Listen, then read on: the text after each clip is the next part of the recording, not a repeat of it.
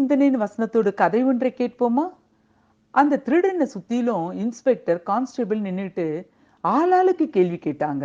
அப்பப்ப தடியில அவனுக்கு உதையும் விழுந்துச்சு. வலி தாங்க முடியாம அந்த திருடன், சார் கொஞ்சம் சொல்றதுக்கு விடுங்க சார் அப்படின்னு சொன்னான். அந்த கான்ஸ்டபிள், டேய் சொல்லு அப்படின்னு கேட்டார்.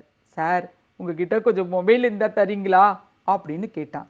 சார் இவனுக்கு எவ்வளவு துணிச்சல் பாருங்க சார், என்னோட மொபைலை வாங்கியே யாரைனா கூப்பிட்டு ரிலீஸ் ஆகி போயிடலான்னு பாக்குறான் போல இருக்கு அப்படின்னு கோவமா சொன்னாரு. பதிலுக்கு அந்த திருடன், சார் அதெல்லாம் இல்ல சார், நான் திருடுறதுக்கு காரணம் அந்த யூடியூபர் தான் சார் அப்படின்னு சொன்னான். இதை கேட்டவுடனே இன்ஸ்பெக்டருக்கு அவன் ஏதோ சொல்ல வரான்றது புரிஞ்சிருச்சு.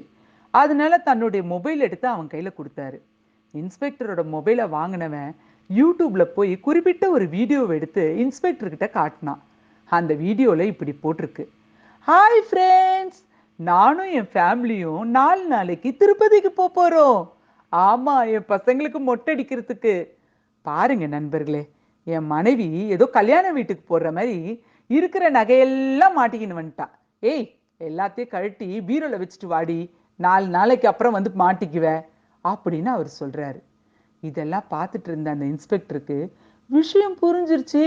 ஆமா, எங்க போறோம், வீட்டில் 4 நாளைக்கு இருக்க மாட்டோம், மனைவியோட நகையெல்லாம் பீரோல தான் இருக்குன்னு எல்லாத்தையும் அவரு இந்த வீடியோலே சொல்லியிருக்கிறாரு. என்னங்க, இப்படிதான் நம்மளும் இன்னைக்கு நம்மளோட ஸ்டேட்டஸ்ல எங்க வீட்டில் என்ன நடக்குது எல்லா காரியத்தையும் சொல்லிடுறோம். ஃபேஸ்புக்கு ஸ்டேட்டஸு, வாட்ஸ்அப் ஸ்டேட்டஸ்னு நம்ம எதையும் மறைக்கிறது இல்லை. ஆனா இவங்க கிட்டலாம் இப்படி சொல்லிக்கிட்டு இருக்கிறத விட நமக்கு வேண்டியவர்கிட்ட நம்மளோட காரியத்தை சொன்னோம்னா என்ன நடக்கும்? வேத வசனம் என்ன சொல்லுதுன்னு பார்க்கலாமா? எரேமியா 40:4, நான் உன்னை பத்திரமாய் பார்த்து கொள்வேன்.